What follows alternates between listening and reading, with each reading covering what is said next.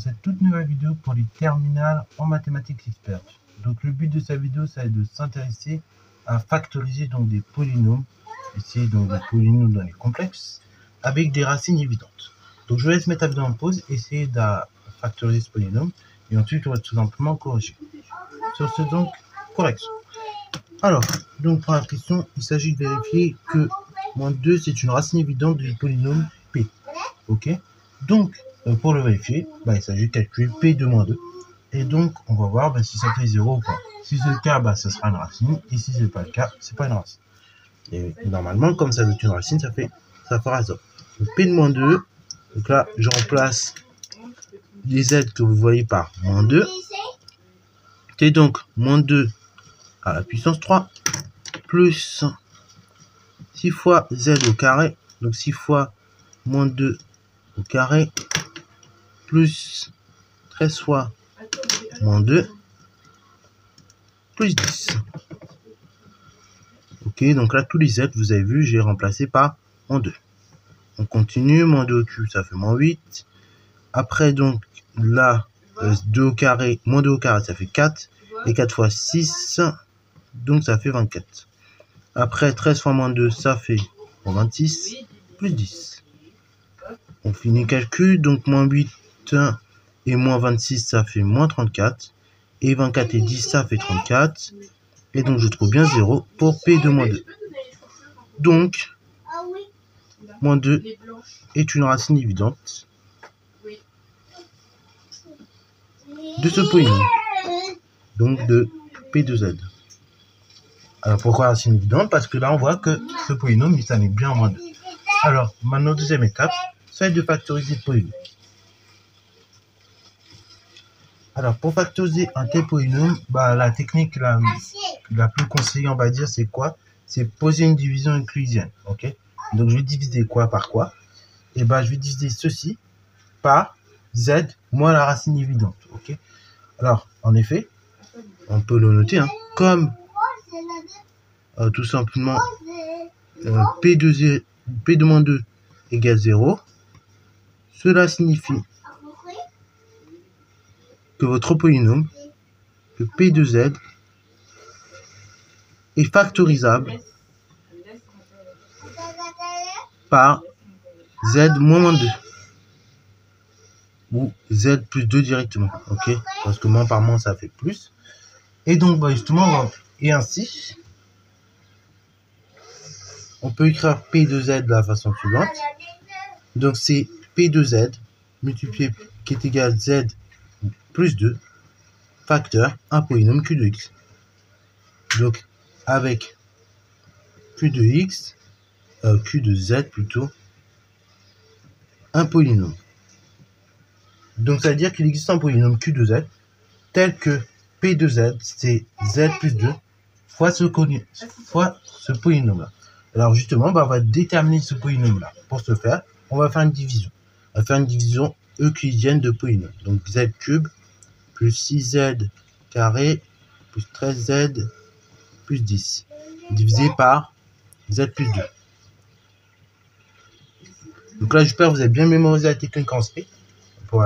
Parce que là, du coup, ça va être exactement la même chose. Mais sauf que, au lieu d'avoir des X, on a des Z.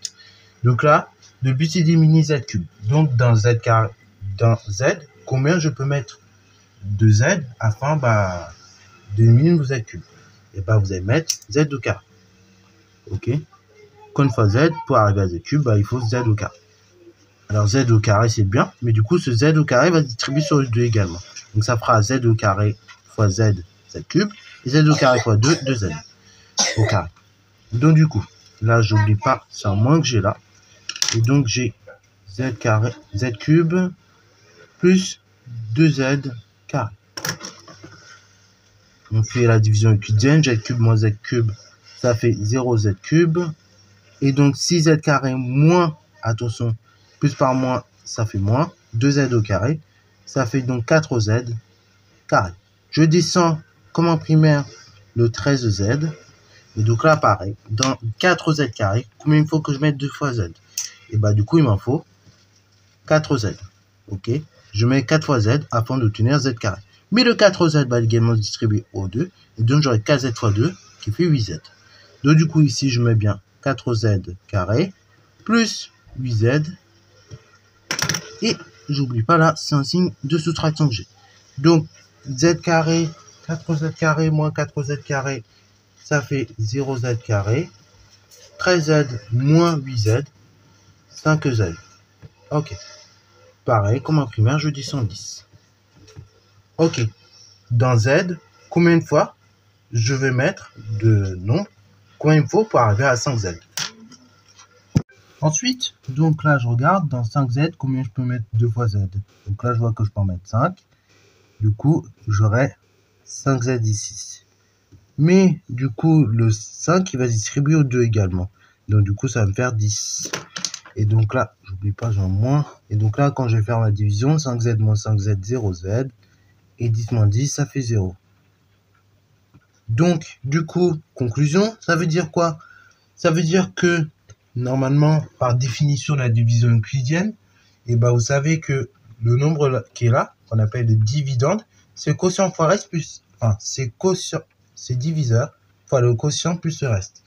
Donc du coup, vous prenez ce nombre-là, vous multipliez par celui-là, éventuellement si un reste, vous l'ajoutez, et ça vous donne ce nombre-là. Donc conclusion, ça veut dire que ceci-là, le dividende, qui est P de Z, c'est égal donc au diviseur, donc Z plus 2, facteur, le dividende, le diviseur. Donc Z carré plus 4Z plus 5. Voilà. Voilà donc comment on factorise un polynôme via la méthode de division euclidienne. Alors après, donc, toujours qu'on allait oublier, c'est étudier ce polynôme pour trouver les racines. Donc P de Z, on a dit c'est Z plus 2, facteur Z carré plus 4Z plus 5. Donc là, bah, je sais que j'ai une racine là, ok. Donc ici qui vaut, on avait dit moins 2. Ensuite, donc, on va trouver les autres racines du polynôme, ok. Donc pour cela, on résout P de Z égale 0. Donc on résout P de Z égale 0, c'est-à-dire donc Z plus 2 égale 0. Z plus 2 facteur Z carré plus 4Z plus 5 égale 0 équivaut à Z plus 2 égale 0 ou bien Z carré plus 4Z plus 5 égale 0 équivaut à Z égale moins 2 ou bien bah, on a toujours Z carré plus 4Z plus 5 égale 0. Alors là, bon, une des méthodes qui peut être utilisée pour débloquer la situation, soit donc vous essayez de faire une forme canonique et comme ça vous allez trouver assez rapidement vos racines, ou soit bah, vous faites le discriminant comme d'habitude. Ok, donc là on va essayer de voir si on peut faire une forme canonique ici afin de nous aider. Ok, comme ça va permettre de revoir des techniques classiques.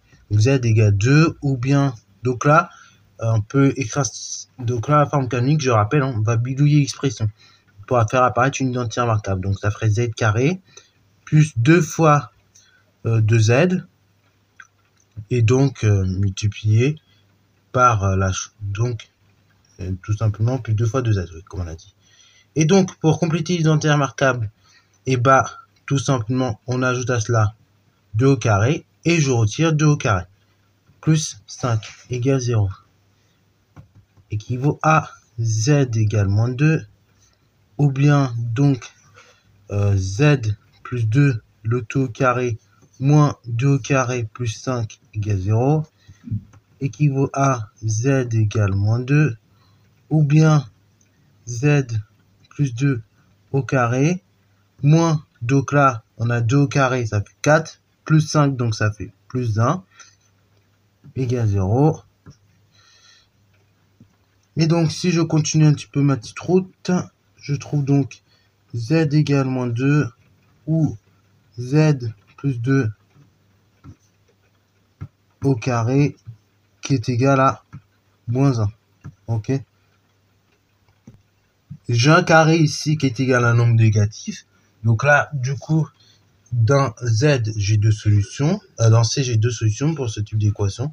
Donc Z égale moins 2 ou bien, donc, on va avoir Z carré plus 2 égale moins I racine carrée de valeur absolue de 1, donc moins I racine carrée de 1, ou tout simplement Z plus 2 égale I racine de 1. Ok, donc on continue comme ça la factorisation. Ça fait Z égale moins 2. Donc on continue la factorisation. Z égale 2 ou bien Z égale, donc on a dit moins I racine de 1. Alors racine de 1, on peut simplifier, ça fait tout simplement 1. Ok, donc ça fait moins I moins 2. Ou bien tout simplement Z égale, dans ce cas-là, pareil, I racine de 1, c'est I fois 1. Et donc là, on peut dire ça fait I moins 2. Ok, donc là, je vois donc que j'ai 3 solutions possibles à mon équation. Alors du coup, on peut réécrire par conséquent la factorisation de ce polynôme. On peut encore réduire le polynôme. Donc P de Z, on a dit c'était Z plus 2. Facteur Z carré plus 4Z plus 5. Les deux racines de ce polynôme, les deux racines qui sont ici, c'est les deux racines pour ce polynôme là, c'est Z égale I moins 2 ou Z égale I moins 2. Donc là, du coup, je peux factoriser mon polynôme, ok, par ces deux racines là. Donc ça fait P de Z égale Z plus 2, facteur donc A, donc ici c'est 1, racine, donc Z moins la première racine, donc Z moins I moins 2, facteur Z, donc moins la seconde racine, donc ici I moins 2.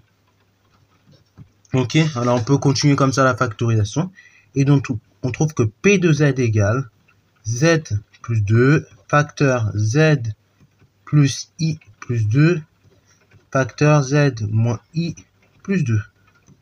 Voilà, et donc là, on a écrit P de Z sous sa forme factorisée. Et donc là, elle est factorisée au maximum cette expression. Donc, ça c'était pas demandé, mais j'ai fait en plus. Donc, chose que je voulais vous revenir et que j'avais dit qu'on reviendrait, et ben là, on a pu constater finalement, et ben on a un polynôme de degré 3. Parce que si vous développez, on a un polynôme de degré 3, et dans l'énoncé, donc c'est un polynôme de degré 3 qu'on avait. Donc, polynôme de degré 3, bah, c'est dire que vous avez au minimum, enfin au maximum, donc vous avez n racines. Et donc là, ici, comme le polynôme est de degré 3, et ben on peut constater on a 3 racines. Ok, bravo. Z égale moins 2, moins I moins 2, ou I moins 2. Ok, donc là, ici, Z égale moins 2, c'est la racine réelle. Et deux autres, c'est les racines complexes conjuguées. Ok, donc là, bah, pour un polynôme de degré 3 dans C, on peut aller jusqu'à 3 racines. Ok, et c'est vrai également pour les réels. Donc, et de même, si j'aurais été sur un polynôme de degré 4, degré 5, sur la même chose, j'aurais pu aller jusqu'à 4, voire 5 racines. Ok, donc voilà, ça dépend vraiment et bah, des polynômes que vous avez. Voilà, donc bah, c'est tout pour cette vidéo maintenant. J'espère qu'elle t'a plu. Comme d'habitude, n'hésite pas à la liker, commenter et bonne à toi en mathématiques et en sciences.